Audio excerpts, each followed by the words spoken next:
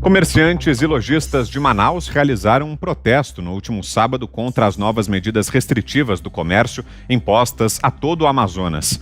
Por meio de decreto, o governador Wilson Lima havia determinado o fechamento de todo o comércio do estado como alegada medida de combate à pandemia de Covid-19.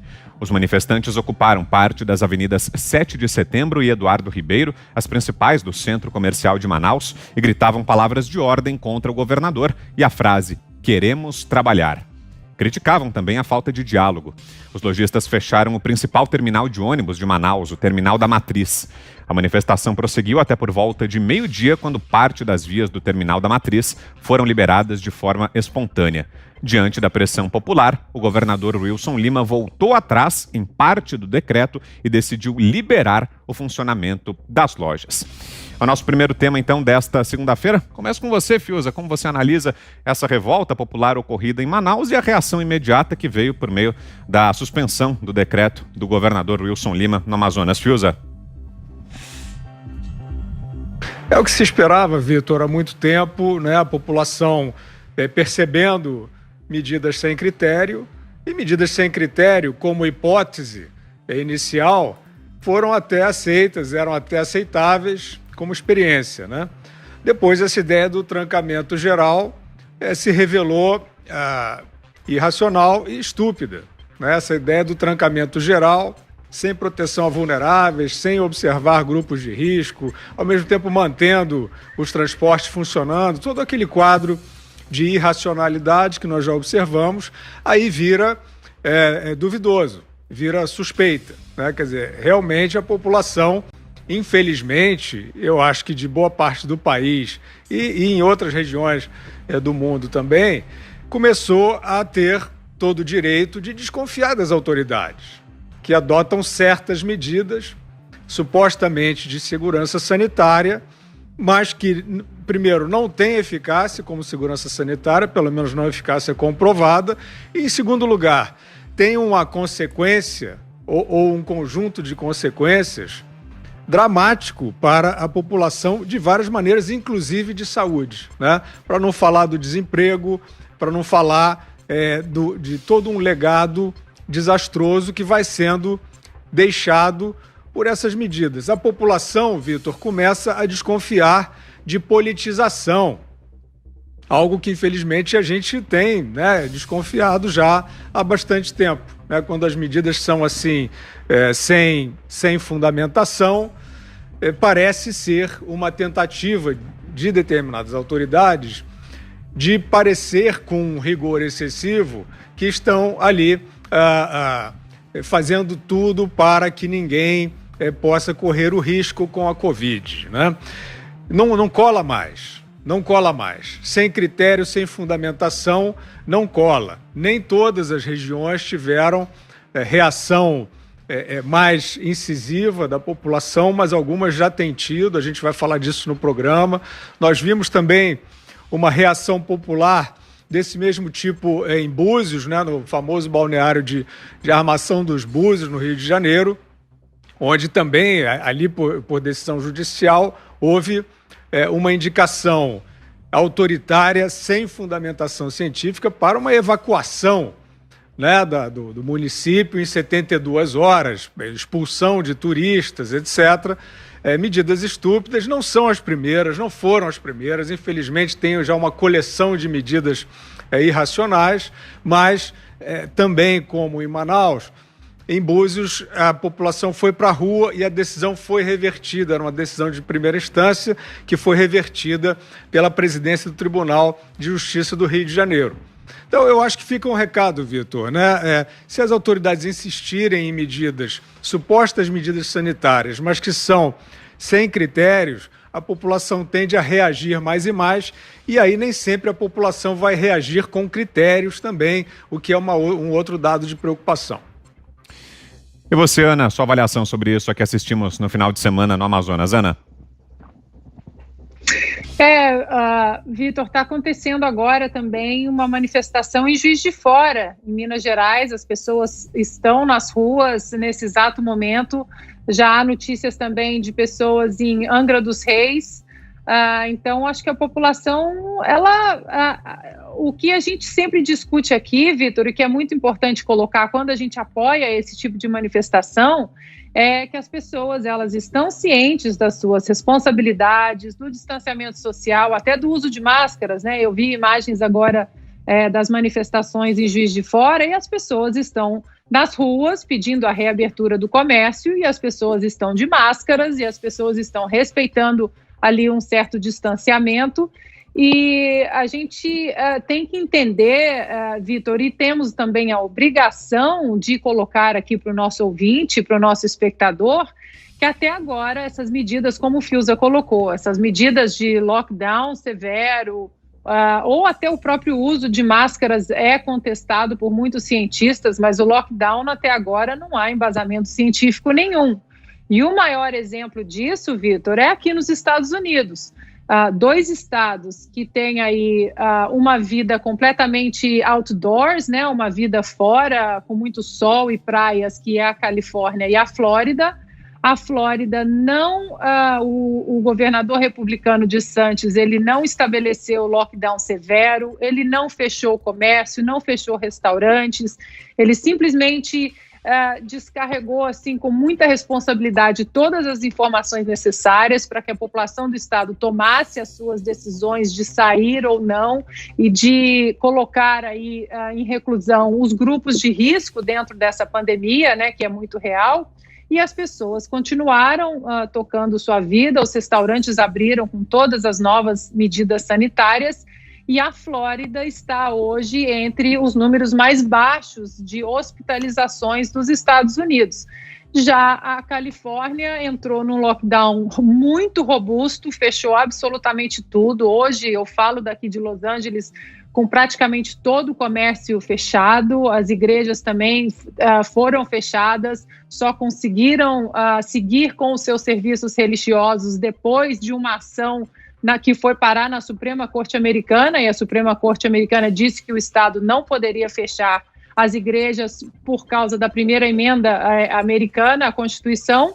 E aqui na Califórnia, dentro desse lockdown robusto, escolas fechadas, nós temos aí o estado está entre os piores estados em termos de hospitalizações e contágio nos Estados Unidos. Então, é muito importante que a gente estabeleça aqui que é importante a gente seguir algumas medidas que são cientificamente provadas dentro dessa pandemia, mas entender também que existe uma vontade e uma dedicação muito grande por parte de muitos governantes de instaurar um pânico, muitas vezes totalmente desnecessário, para aí continuar com projetos de poder e projetos de tirania também, com medidas draconianas, né, Vitor? Você, Zé? Pois é, o primeiro passo aí em termos de reação foi a reação jurídica. Isso aconteceu por todo o país, vários estados e prefeitos disputaram na justiça, como por exemplo na Bahia, e houve também reações populares. Mas agora há uma convicção de que não se pode adotar medidas sem a comprovação científica. E eu reafirmo, esta ideia de lockdown, esta ideia de quarentena, era no sentido de dar um tempo e de 15 dias para os hospitais se equiparem, criarem UTIs, respiradores. E a partir daí, tudo voltaria ali às condições básicas de segurança e a vida iria em frente. Não se pode fechar o mundo, fechar um país, fechar um estado ou um município por um tempo indeterminado.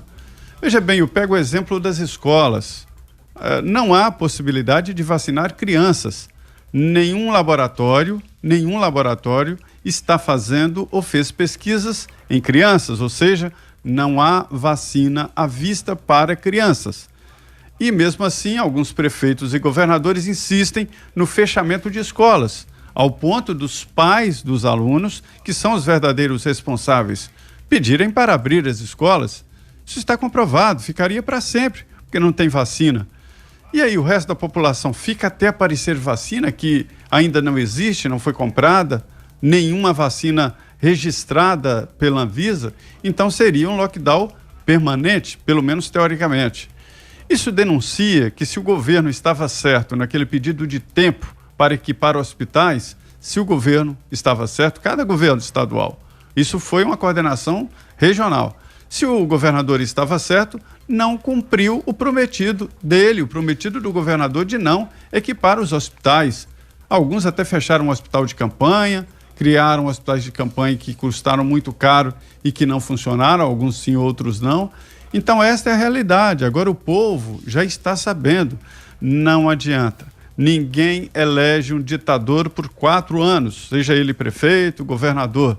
Elege um líder. Um líder tem que ir pela verdade, pela coerência, pela transparência. Ninguém aguenta mais imposição. Eu entendo que é o momento das famílias refletirem sobre a atual situação, admitir que o governo falhou, todos os governos estaduais falharam em não equipar durante esse tempo, quase 1 ano, vai completar 1 ano, e eles não equiparam os hospitais e pediram 15 dias para isso. Admitir que o governo falhou, agora é cada um para si e cada um fazer a sua segurança e pronto. Fechar tudo não faz sentido, não funciona, e isto sim já é uma comprovação mais do que científica, é uma comprovação de prática. Augusto. Você pode governar por imposição ou você pode governar por liderança. Tá? Eles não estão conseguindo liderar, os nossos governantes, eles vêm com imposições que não são aceitas e que configuram um erro. Hoje não foi por falta de aviso. Nós estamos dizendo aqui há um tempão que o cansaço e a exaustão iam gerar esse tipo de efeito. Está acontecendo o que qualquer pessoa com mais de 10 neurônios aí poderia prever. Nós previmos.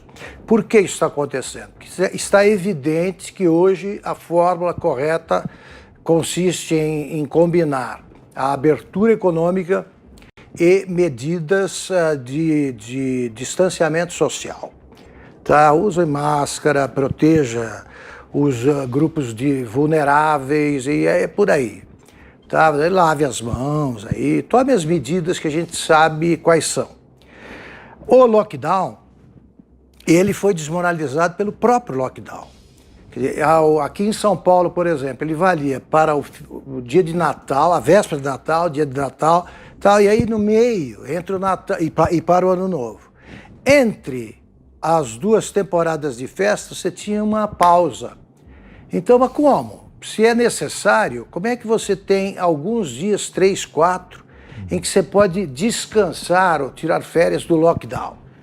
Tá, sem falar da viagem do governador, né, e sem falar do sumiço do prefeito e que se concedeu um aumento de 40 e tantos %. Isso aí mina qualquer liderança. Então, o que está acontecendo? Uma reação espontânea da população e dos comerciantes, e todos os argumentos podem ser resumidos num só: eles precisam trabalhar. Precisam trabalhar todos eles. Olha aqui, eu não posso fechar de novo porque eu quebro. Eu quebro. Um país como o Brasil, que tem a situação econômica do Brasil, não pode fazer um lockdown de país desenvolvido, claro. Tá, não parou o pancadão na periferia, não parou, o índice de isolamento foi baixo, como sempre, é isso. São aqueles 40% que são os loucos por um lockdown, esses aí gostam, fazem até espontaneamente. Agora, tem de começar a cuidar de coisas realmente necessárias. Por exemplo, a reabertura das escolas, está mais do que na hora.